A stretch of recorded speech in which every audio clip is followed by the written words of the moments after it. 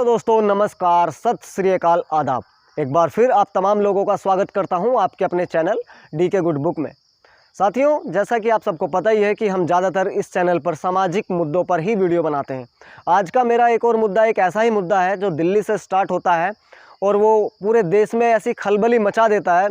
जो भी उसको सुनता है वो अपने आप को समझा ही नहीं पाता कि क्या ऐसा भी हो सकता है, क्या ऐसा भी हमारे बच्चों के दिमाग में चल सकती है। क्रिएटिविटी जितनी होती है, क्या इतनी गहराई तक वो लोग जा सकते हैं। तो एक ऐसा ही मामला हमारे सामने आया। हालांकि मामला बहुत पुराना है, लेकिन मुझे ज़रूरत महसूस हुई कि ये मामला अपने दर्शकों को बताना चाहिए, ये लोगों के सामने जाना चाहिए। इसलिए मुझे लगा कि इस मुद्दे पर एक वीडियो बनाते हैं और अपने लोगों को समझाने का प्रयास करते हैं, बताने का प्रयास करते हैं कि ऐसा भी हो सकता है, तो आप भी सचेत रहें। कहने को तो सब लोग ये कहते हैं कि जितने भी रिश्ते हैं ना, चाहे वो कोई सा भी रिश्ता हो, एक भी रिश्ता अभी ऐसा नहीं बचा है आज की डेट में जो पवित्र हो, जो अछूता रह गया हो इस हवस की भेंट चढ़ने से। सारे रिश्ते गंदे हो चुके हैं, सारे रिश्ते धूमिल हो चुके हैं।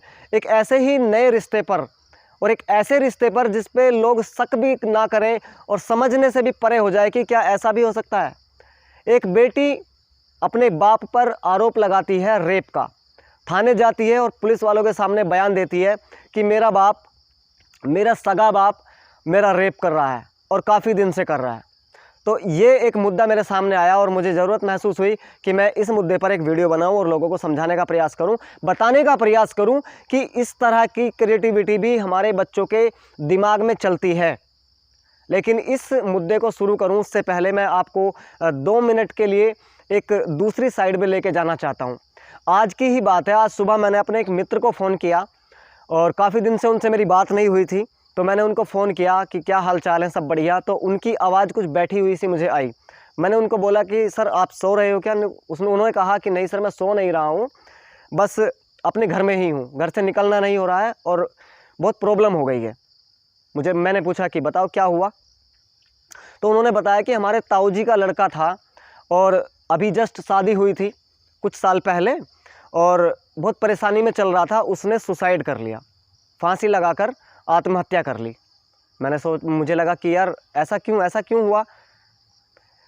तब उसने मुझे जो बताया, उसने मेरा सोचने पे मुझे मजबूर कर दिया। क्या इतना मतलब आदमी डिप्रेशन में जा सकता है कि उसको ये आत्महत्या वाला कदम बड़ा आसान लगता है, जीवन को ख़त्म कर देने वाला कदम उठाना बड़ा आसान लगता है। ज़िंदगी से लड़ने की क्षमता उनकी ख़त्म हो जाती है और ये आसान सी लगती है ये चीज़ कि चलो आत्महत्या कर लेते हैं, मर जाते हैं तो सब कुछ ठीक हो जाएगा। जो स्टोरी उन्होंने मुझे बताई वो मैं आपको बताना चाहता हूँ। उन्होंने कहा कि शादी को काफ़ी साल हो चुके हैं लेकिन अभी तक इनको संतान की प्राप्ति नहीं हुई, मतलब बच्चा नहीं हुआ घर में। उनकी वाइफ को कोई बच्चा अभी तक नहीं हुआ और वो इसके करके बहुत डिप्रेशन में थे। और सुनने में आता है कि लड़का बहुत अच्छा था, सारा गाँव उसकी बड़ाई करता है, लेकिन अभी सारा गाँव उसकी बुराई भी कर रहा है साथ ही साथ। बुराई का कारण क्या है? बुराई का कारण वो खुद बीज बो करके जो चला गया ना, उसे लगा कि मैं अच्छा कर रहा हूँ, लेकिन उसे नहीं पता था कि वो बहुत गलत कर रहा है।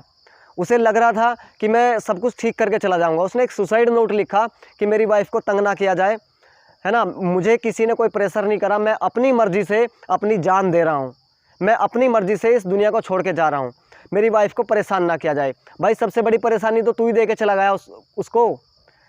वो जी सकती थी बिना बच्चे के, लेकिन उसका पति चला गया, उसका पूरा ज़िंदगी का सहारा चला गया, अब वो कैसे जिएगी? तो सबसे बड़ी परेशानी तो आप उसको दे करके चले गए। मैंने इस मुद्दे पे एक प्रॉपर वीडियो बनाई थी अब से काफ़ी टाइम पहले, काफ़ी सारे लोगों ने देखी वो। और मैं इसीलिए बार बार कहता हूँ कि जो इस तरह की क्रिटिकल वीडियो हो ना, उनको आप शेयर ज़रूर करें। शेयर करने से फ़ायदा क्या होगा कि अगर 1-2 लोगों के समझ में भी आ जाती है ना और वो इस तरह के कृत्य करने से बच जाते हैं, तो हमें बहुत अच्छा लगेगा। हमारा वीडियो बनाने का मकसद पूरा हो जाएगा। अगर एक व्यक्ति को भी हम समझाने में सफल हो गए, एक व्यक्ति भी हमारी वीडियो देख करके समझ गया कि आत्महत्या सबसे बड़ा कृत्य है, इसके लिए मैंने वीडियो बना रखी है। तो जितने भी अभी पिछली बार त्यौहार गए, इन 4-5 दिनों में, उन त्योहारों के बीच में प्रत्येक घर में खुशी का माहौल था, सब अपने त्यौहार मना रहे थे, लेकिन उस घर में मातम पसरा हुआ था। और बात भी पक्की है, मातम होना भी वाजिब है। एक जवान लड़का पूरे परिवार को छोड़ करके चला जाता है, अपनी पत्नी को छोड़ करके चला जाता है, सुसाइड कर लेता है वो। तो इसलिए मैं बार बार कहता हूँ कि जो इस तरह की वीडियो उनको शेयर ज़रूर किया करो। और जितने भी लोग अगर इस तरह के डिप्रेशन में हैं उनसे भी मेरी गुजारिश यही है कि देखिए, ज़िंदगी एक जंग है, इसको लड़के जीतना होता है। और ये आसान सा रास्ता अपनाना ये कोई बहादुरी नहीं है, ये कायरता है। और बहुत सारे लोग हैं, आप कोई अकेले नहीं हो, आप कोई अकेले हो ही नहीं इस दुनिया में ऐसे जिनको बच्चे नहीं हैं। लेकिन रास्ते और भी हैं, आप किसी से ले सकते हैं, किसी रिश्तेदारी से, रिलेटिव से ले सकते हैं, अनाथ आश्रम से कोई बच्चा अडॉप्ट कर सकते हैं, उसकी भी ज़िंदगी बन जाएगी, आपको भी बच्चे का प्यार मिल जाएगा। तो बहुत सारे रास्ते हैं, लेकिन हम चुनते वो रास्ता है जो बेकार होता है, ख़तरनाक होता है, परिवार को नुकसान देने वाला रास्ता होता है। तो मेरे बहुत सम्मानित साथियों, ऐसा ना करें, ये बहुत बड़ा कृत्य है। आपके जाने के बाद में परिवार की दुर्दशा जो होती है उसको संभालने वाला कोई बाद में होता नहीं है, ठीक है। तो खैर, इस सुबह की घटना ने मुझे बड़ा आहत किया, तो मुझे लगा कि मैं आप लोगों के साथ में शेयर करूं। और अब मैं वापस उसी मुद्दे पर लौटता हूं जो आज का मेरा टॉपिक है। आज का मेरा जो टॉपिक है वो ये है कि कोई भी रिश्ता इस भारत में ऐसा नहीं बचा अभी जो पवित्र माना जाए, चाहे वो भाई बहन का हो, माँ बेटे का हो, है ना, और चाहे वो किसी कज़न सिस्टर का हो, कज़न ब्रदर का हो, कोई भी ऐसा रिश्ता नहीं है जो हवस की भेंट ना चढ़ाओ, हवस का शिकार ना हुआ हो। एक ऐसा ही मामला हमारे सामने आया, हालांकि मामला बहुत पुराना है, लेकिन उसको बताना मुझे लगा कि बताना चाहिए। एक मामला दिल्ली का है। दिल्ली में एक एरिया है, कैंट एरिया में, जैसे यहाँ से आप जाते हैं और धौला कुआं पड़ता है, धौला कुआं के पास में ही कैंट एरिया है। वो कैंट एरिया में ही एक पुलिस स्टेशन है, उसे कैंट पुलिस स्टेशन भी बोला जाता है, वहाँ का मामला है। तो 1996 का ये मामला है, काफ़ी पुराना मामला है वैसे, लेकिन समझने के लिए और समझाने के लिए ये बहुत बेहतरीन टॉपिक है कि ऐसा भी हमारे देश में होता है। 1996 को एक लड़की थाने में जाती है, उस कैंट पुलिस स्टेशन में जाती है, 16 वर्ष की वो लड़की, और जा कर के थानेदार से बोलती है कि सर, मेरा बाप मेरा रेप कर रहा है और पिछले काफ़ी टाइम से कर रहा है, तो मैं रिपोर्ट दर्ज कराने आई हूँ कि आप मेरी रिपोर्ट दर्ज करें। अब पुलिस के कान खड़े हो गए। अगर कोई सीधे शब्दों में जा कर के ये कहे कि मेरा बाप मेरा रेप कर रहा है, तो उसके बाद में सवाल ख़त्म हो जाते हैं, उसके बाद में सिर्फ कार्रवाई करनी होती है, क्योंकि इतना आसानी से तो कोई बोलता नहीं है। बड़ा संगीन मामला वो बता रही है लड़की, तो उससे पूछताछ भी ख़त्म, और बस अब सीधा ये है कि बाप को अरेस्ट किया जाए और कानूनी कार्रवाई उसके ऊपर की जाए। लड़की जाती है, कहती है कि मेरा बाप मेरा रेप कर रहा है। पुलिस उसको उसका बयान दर्ज कराती है, उसकी FIR लेती है, और अगले ही दिन उसके पिताजी को अरेस्ट करती है, और अरेस्ट करने के बाद में निचली अदालत में उसका पेश किया जाता है। वहाँ पर उसको पेश करने के बाद में कार्रवाई होती है, वकील अपनी जिरह पेश करता है, और जिस टाइम ये रिपोर्ट दर्ज कराने गई थी लड़की कैंट पुलिस स्टेशन में, उस टाइम ये प्रेग्नेंट थी। और प्रेग्नेंट किस कारण थी? उसका रेप हुआ था, ये तो वाजिब था, ये तो दिख रहा था कि उसके पेट में बच्चा है, वो प्रेग्नेंट है, तो गलत तो इसके साथ हुआ है, लेकिन सच्चाई क्या है ये किसी को नहीं पता था। अब सच्चाई यही थी जो लड़की ने बताई अभी तक, कि मेरा बाप मेरा रेप कर रहा है और पिछले काफ़ी टाइम से कर रहा है। जब उससे पूछा गया कि कितना टाइम हो गया आपको इस तरह से उत्पीड़न सहते सहते, तो लड़की ने बताया कि 1991 से और आज 96 तक, यानी कि 5 साल हो गए मेरे पिताजी को मेरा बलात्कार करते हुए। और ये पहली बार जब हुआ कि जब मेरी माता जी के मौसा जी एक्सपायर हुए और वो इंदौर गई थी, और उस टाइम घर में हम अकेले थे, तो मेरे पिताजी ने पहली बार मेरे साथ रेप उस टाइम किया। सारी बात क्लियर हो चुकी थी, पिताजी को अरेस्ट किया और निचली अदालत में पेश किया, और सारी दलीलों के बाद, सारी कार्रवाई के बाद, सब कुछ सुनने के बाद जज साहब ने उस व्यक्ति को 10 साल की सज़ा सुना दी। उस व्यक्ति का नाम था कपिल कुमार बैरी। कपिल कुमार बैरी मिलिट्री में इलेक्ट्रिशियन के पद पर कार्यरत थे, रिटायर्ड हो चुके थे, घर पे ही अपना जीवन जी रहे थे। जैसे ही उनको 10 साल की सज़ा सुनाई जाती है, उसके कुछ टाइम बाद उसकी वो लड़की जिसने रेप का आरोप अपने बाप पर लगाया था, वो एक बच्ची को जन्म देती है। कपिल कुमार बैरी चीखते रहे, चिल्लाते रहे, बार बार सफाई देते रहे कि मैंने ये कृत्य नहीं किया है, आप एक बार इसकी जांच करा लीजिए, आप सबूत इकट्ठा कीजिए, अगर मेरे खिलाफ सबूत जाता है तो मुझे फांसी पर चढ़ा दीजिए। लेकिन पुलिस वालों ने उसकी एक नहीं सुनी।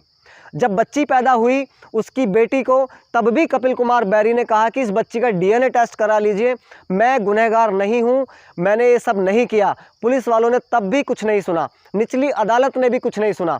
लेकिन इसके विपरीत इस लड़की की यानी कि कपिल कुमार बैरी की जो ये लड़की है, जो 16 साल की लड़की जिसने अपने बाप पर आरोप लगाया कि मेरा पिता मेरे साथ गलत काम करता है, इसके अलावा इस लड़की की बड़ी बहन और बड़ा भाई भी है और कपिल बैरी की पत्नी भी है। कपिल कुमार बैरी की पत्नी ने और उसके बेटे ने और बेटी ने, जो दूसरी बड़ी बेटी है, इन्होंने हाई कोर्ट में अर्जी डाल दी उसके पक्ष में कि हमारे पिता और हमारे पति ऐसा नहीं कर सकते, ये सरासर झूठा आरोप है, उनको रिहा किया जाए। लेकिन अदालत ने भी उनकी एक नहीं सुनी और वो 10 साल की सज़ा अपनी, जो उनकी 10 साल की सज़ा मिली थी, वो काटते रहे और इस केस को बंद कर दिया गया। ना डीएनए टेस्ट हुआ, कुछ भी नहीं हुआ, सज़ा हुई 10 साल की और केस क्लोज हो गया। कपिल कुमार बैरी 10 साल की सज़ा काटने के बाद में बाहर आते हैं।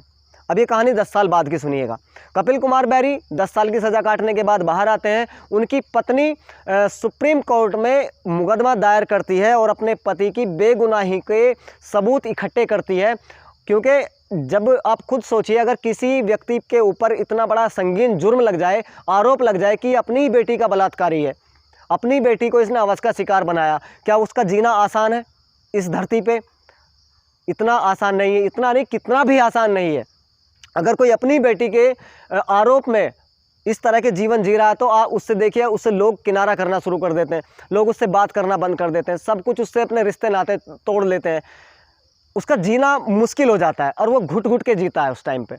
तो जैसे ही ऊपरी अदालत में उसकी सुनवाई के लिए केस को ओपन किया जाता है और बताया जाता है कि ये व्यक्ति ऐसा नहीं कर सकता, और जिस दिन ये लड़की बोल रही है कि जिस दिन हमारी माँ मौसा जी के देहांत पर गई थी, उस दिन वो मम्मी बोलकर गई थी, जो हमारे घर में मेड काम करती है, जो आंटी काम करती है, कि आप बच्चों के पास ही सो जाना, तो वो आंटी भी हमारे पास ही सोई थी और हम तीनों एक ही बेड पर सोते थे और उस टाइम पिताजी कमरे में आए ही नहीं थे। ये सारी चीज़ें बताई गई, कोर्ट में दाखिल की गई। और इसके अलावा एक चीज़ और उन्होंने बताया, क्योंकि ये समझना भी ज़रूरी है कि वो लड़की सच बोल रही है या झूठ बोल रही है। अब इस चीज़ से समझते हैं, कोर्ट को ऐसे ऐसे सबूत उन्होंने पेश किए कि इस लड़की ने जो बात बताई है वो बिल्कुल सरासर गलत है। उस दिन पिताजी कमरे में आए ही नहीं, वो अपने कमरे में सो रहे थे और हम लोग भी अपने कमरे में आराम से सो रहे थे। जो आंटी हमारे घर में काम करती है, झाड़ू पोछा बर्तन करती है, वो भी हमारे पास सो रही थी, वो भी इस चीज़ की गवाह है कि उस दिन कमरे में कोई आया ही नहीं, तो ये लड़की झूठा आरोप लगा रही है। और इस लड़की के बारे में जब उन्होंने बताया कि और चीज़ें भी हम बताना चाहते हैं कि ये लड़की 5वीं क्लास में 2 बार फेल हुई और 6ठी क्लास में 3 बार फेल हुई। इसका मतलब सीधा सीधा ये है कि अगर 2 क्लास में बच्चा 5 बार फेल हो रहा है तो समझ लो कि उसका पढ़ने में मन है नहीं, और ये फालतू फंड के चक्करों में घूमना फिरना इसको अच्छा लगता था, नए नए दोस्त बनाना इसको अच्छा लगता था, और एक तरह से ये फ्री माइंड की लड़की थी। घर देर से लेट आना, है ना, सारे काम मतलब वही करने जो एक लड़की को शोभा नहीं देते हैं, वो काम ये करती थी, और ये पागलपन वाले सारे काम ये करती थी। उसके पहले भी कपिल कुमार बैरी का ये बयान था, और बयान नहीं, ये बाकायदा रिकॉर्ड पे है कि जिस दिन इस लड़की ने कपिल कुमार बैरी यानी कि अपने पिता के ऊपर रेप का आरोप लगाया, उससे 20-25 दिन पहले कपिल कुमार बैरी ने उसी कैंट पुलिस थाने में, जो दिल्ली का कैंट पुलिस थाना है, उसी थाने में रिपोर्ट दर्ज कराई कि मेरी बेटी अगवा हो गई है, किसी ने उसको किडनैप कर लिया है, कहीं गायब हो गई है। उसके सही 21 दिन पहले रिपोर्ट दर्ज कराई कपिल कुमार बैरी ने, यानी कि उसके पिता ने। यानी कि क्या हुआ कि वो लड़की घर छोड़कर फरार हो गई थी 21 दिन पहले, जब वो लौटी उसके 21 दिन पहले फरार हो गई थी किसी के साथ, और किसी के साथ फरार हो गई थी वो आज ही नहीं, इससे पहले भी वो कई बार ऐसे घर से बिना बताए लापता हो गई थी। इससे पता चलता है कि वो लड़की कितनी मतलब किस प्रवृत्ति की लड़की थी। इससे समझ में आता है कि वो गलत प्रवृत्ति की ही लड़की थी। तो वो भी चीज़ें निकाली गई उस पुलिस स्टेशन से, वो एफआईआर की कॉपी ली गई, कोर्ट में जमा किया गया और सारी चीज़ों को देखा गया, परखा गया, समझा गया। और 10 साल की सज़ा काटने के बाद कपिल बैरी बाहर थे। उसके बाद 10 साल वो जिए, 10 साल बाहर जिए। उसके बाद कपिल बैरी की मृत्यु हो जाती है। अब कपिल बैरी की मृत्यु हो जाती है, वो कलंक अपने सिर पर लिए इस दुनिया को अलविदा कह देता है। कलंक इतना बड़ा कि आसानी से छुप नहीं सकता, मिट नहीं सकता कि ये व्यक्ति अपनी बेटी का रेपिस्ट है, अपनी बेटी की असमत इसने लूटी है और ये व्यक्ति आज ये मर गया। आप देखा होगा, और देखा क्या, उस जहाँ ये घटना हुई वहाँ के लोगों का सीधा सीधा ये कहना है कि जिस टाइम कपिल कुमार बैरी की मृत्यु हुई, हम में से ज़्यादातर लोग उसको देखने भी नहीं गए, क्यों? क्योंकि वो एक दरिंदा और राक्षस की नज़रों से हम उसको देखते थे कि इसने अपनी बेटी को ही नहीं छोड़ा, ये बहुत बड़ा दरिंदा है। सोचिए कितना अपमान सहन करके कपिल कुमार बैरी इस दुनिया को अलविदा कह गए। लेकिन जैसे ही सच्चाई सामने आती है लोगों के होश उड़ जाते हैं। जैसे मैंने पहले बताया कि ये लड़की 5वीं क्लास में 2 बार फेल हुई, 6ठी क्लास में 3 बार फेल हुई। घर वालों को लगा कि ये पढ़ने में इसका दिमाग नहीं है, इसको किसी सिलाई कढ़ाई बुनाई में लगा देते हैं। तो वहीं उसी कैंट एरिया में एक बुटीक है जहाँ पे उस लड़की को छोड़ा गया कि तुम कढ़ाई बुनाई या सिलाई कुछ सीख लो, कुछ कामयाब हो जाओ, कुछ काम करना शुरू कर दो। वहाँ पे इसकी मुलाकात होती है एक लड़के से जिसका नाम है भूषण। पहली मुलाकात में भूषण से इसकी लड़ाई होती है और पुलिस केस भी होता है। लेकिन धीरे धीरे ये भूषण के करीब आना शुरू हो जाती है और भूषण और इसमें रिश्ते भी बन जाते हैं, यानी कि ये एक दूसरे को प्यार करना शुरू कर देते हैं और धीरे धीरे सिलसिला बढ़ते चला जाता है, बढ़ते चले जाता है। और जितनी बार भी ये घर से लड़की गायब हुई, ये भूषण कुमार के साथ ही गायब हुई। ये बाद में उसने बयान भी दिया। और जो बच्चा था वो भी भूषण कुमार का था, जो इस लड़की के पेट में पल रहा था, जिस बच्ची को इसने जन्म दिया वो भूषण कुमार का ही था, ना कि इसके पिता का, जो कपिल कुमार बैरी पे जिसने इसने गंदा इल्ज़ाम लगाया था कि मेरे पिता मेरा दुष्कर्म करते हैं। और ये बताया क्यों उसने, ऐसा किया क्यों? क्योंकि वो जब 21 दिन के लिए गायब हुई और जब घर लौटी तो उसके पास कोई जवाब नहीं था कि मैं क्या कहूँगी जा करके। अगर मैंने सब कुछ सच बताया तो ये मुझे मारेंगे, पीटेंगे, है ना, और भला बुरा बोलेंगे जो मुझसे सहन नहीं होगा। तो ठीक है, इसके दिमाग में एक ऐसा आइडिया उपज हो गई, इसके ऐसे दिमाग में उपज हो गई कि मैं अपने पिता पे ही आरोप लगा देती हूँ, उसी को फंसा देती हूँ जो मेरे पे ज़्यादा नज़र रखता है। क्योंकि अक्सर बाप तो कहता है कि बेटा ये काम गलत है, ऐसा नहीं करना, वैसा नहीं करना, गलत लोगों से अलग रहना, कोई कुछ कहे तो हमें बताना, रोक टोक करना है होता है माँ बाप को, और करना भी चाहिए, सब लोग करते हैं, सबको फिक्र होती है अपने बच्चे की। लेकिन इस नालायक लड़की ने अपने ही पिता को फंसा दिया अपने केस में कि मेरे पिता ने मेरा बलात्कार किया है। सोचिए कितना बड़ा संगीन जुर्म है। उसके बाद ये सारा सिलसिला चलता गया, पुलिस वालों ने पूछताछ की, सारा कुछ बताया कि ऐसे ऐसे हुआ था और मुझे कोई रास्ता नहीं सूझ रहा था, तो मैंने अपने ही पिता के ऊपर ये आरोप लगा दिया बलात्कार का। इस कहानी को सुनकर के क्या समझ रहे हो मेरे बहुत सम्मानित साथियों? ऐसे भी बच्चे हैं दुनिया में जो अपने बाप के ऊपर इस तरह की कलंक लगा सकते हैं। आप सोचिए, जिन बच्चों को पाल पोस करके माँ बाप इतना बड़ा करते हैं और कामयाब बनाने के लिए पूरी जान झोंक देते हैं, उनकी बीमारी में, उनके पढ़ने में, लिखने में बहुत मोटा पैसा खर्च कर देते हैं, और जब वही बच्चे ऐसा मौका दिखाते हैं, ऐसा टाइम दिखाते हैं, तो अंदर से क्या निकलता होगा उनके लिए। उस दंश को झेलते हुए कपिल कुमार बैरी इस दुनिया को अलविदा कह गए। उस सज़ा के बाद, सज़ा भी काट ली 10 साल की, और 10 साल के बाद 10 साल तक जिए भी, लेकिन उस जीने का क्या फ़ायदा हुआ? उसके बाद कोर्ट ने सीधा सीधा बोला, ये सारे सबूत जब इकट्ठा हो गए, सारा कुछ उसके पक्ष में रहा, कपिल कुमार बैरी के पक्ष में रहा, तो कोर्ट ने एक अपना डिसीजन पारित किया और कहा कि ये इंसानियत का गर्भपात हुआ है। आज हम खुद शर्मिंदा हैं कि हमारे से इतना बड़ा गुनाह हो गया, इतना बड़ा कृत्य हो गया कि एक सामाजिक आदमी को, एक देवता व्यक्ति को हमने 10 साल के लिए कारावास में भी डाला, और उसके माथे पर एक ऐसा कलंक लगा कि वो जीवन भर धो नहीं पाया, और वो बिना कलंक धोए इस दुनिया को अलविदा कह गए। और हम इस चीज़ की भरपाई नहीं कर सकते, लेकिन हाँ, ये इंसानियत के गर्भपात के लिए हम सबसे क्षमा मांगते हैं और अपनी उस मर्यादा को फिर दोबारा से ज़िंदा रखने की कोशिश करेंगे। आगे से कोई ऐसा केस अगर होगा तो उसकी पूरी छानबीन की जाएगी। ये हाई कोर्ट का फैसला था, और हाई कोर्ट ने पुलिस को भी फटकार लगाई थी कि अगर आपके बीच में कोई ऐसा केस आता है तो आप लोगों को पहले जानकारी करनी चाहिए, छानबीन करनी चाहिए। पुलिस वालों ने भी वही सोचा, वही कहा जो हम लोग आसानी से समझते हैं कि अगर कोई किसी पर रेप का, बलात्कार का आरोप लगा रहा है तो उसके बाद में तो सवाल ख़त्म हो जाते हैं ना। और वही पुलिस ने भी किया कि अगर लड़की इतने कॉन्फिडेंस के साथ बोल रही है कि मेरा पिताजी मेरे साथ गलत करता है, तो फिर क्या बचा? क्या सबूत इकट्ठा करें, क्या करें? फिर उठाओ, सीधा जेल में डालो, कार्रवाई करो। और कपिल कुमार बैरी इस दुनिया को अलविदा कह गए। उन्हें इंसाफ मिला। कोर्ट ने कहा कि ये बलात्कारी नहीं है, इन्होंने अपनी बेटी की असमत नहीं लूटी, बल्कि इसकी बेटी ही बहुत गलत प्रवृत्ति की थी और उसके नाजायज़ संबंध थे बाहर भूषण कुमार लड़के से। उसके नाजायज़ संबंधों के चलते वो पिता को अपने उस काले धंधे में पीस गई, उसे भी पीस लिया उसने अपने साथ में। और कृत्य इतना बड़ा था कि अपने एक आशिक को बचाने के लिए, उसको छुपाने के लिए अपने पिता पे उसने वो आरोप को मढ़ दिया। हाई कोर्ट ने कहा कि हम इस केस के लिए उस परिवार से क्षमा याचना करते हैं और अपनी गलती मानते हैं, लेकिन इस गलती का क्या फ़ायदा? कपिल कुमार बैरी जब इस दुनिया से गया तो उसके माथे पर वो कलंक था कि अपनी बेटी का रेपिस्ट है। आपके इस कलंक लगाने से कपिल कुमार बैरी की ज़िंदगी ख़राब हो गई। अगर वो 10-5 साल और ज़्यादा जी जाते तो शायद अगर उसको पहले ये पता हो जाता, उसके जीते जी ये पता चल जाता कि ये बेगुनाह है, बेकसूर है, तो वो भी शायद अपने सर उठा करके शान से चल पाते कुछ समय और, कुछ साल और। लेकिन ऐसा हुआ नहीं। इस केस में फैसला हुआ, जेन्युइन हुआ। जो आरोपी था उसको सज़ा मिली और जो निर्दोष था उसको भी सज़ा मिली। लेकिन निर्दोष व्यक्ति उसने लाख कोशिश की कि डीएनए करा लो, जांच करा लो, लेकिन पुलिस वालों ने एक भी नहीं मानी। और पुलिस वालों को हिदायत दी गई सुप्रीम कोर्ट की तरफ से, हाई कोर्ट की तरफ से, कि आप कोई भी इस तरह का केस आए तो उसमें सबसे पहले जांच की जाए, बिना जांच के कोई इस तरह का केस ना की जाए। तो कपिल कुमार बैरी को इंसाफ मिला, लेकिन उनके मरने के बाद। साथियों, इस कहानी को समझाने का, बताने का मेरा मकसद यही है कि दुनिया में कुछ भी हो सकता है। जिन पर हम विश्वास करते हैं अपने बच्चों पर, वो भी किसी भी रास्ते पर जा सकते हैं। तो इसलिए अपने बच्चों पर नज़र रखना हमारा जिम्मेदारी है।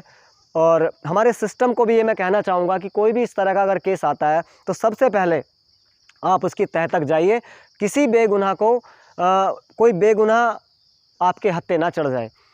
अगर एक गुनहगार छूट भी जाए तो ठीक है, लेकिन बेगुनाह कारावास ना काटे, बिना मतलब अपने माथे पर कलंक लेकर ना जिए।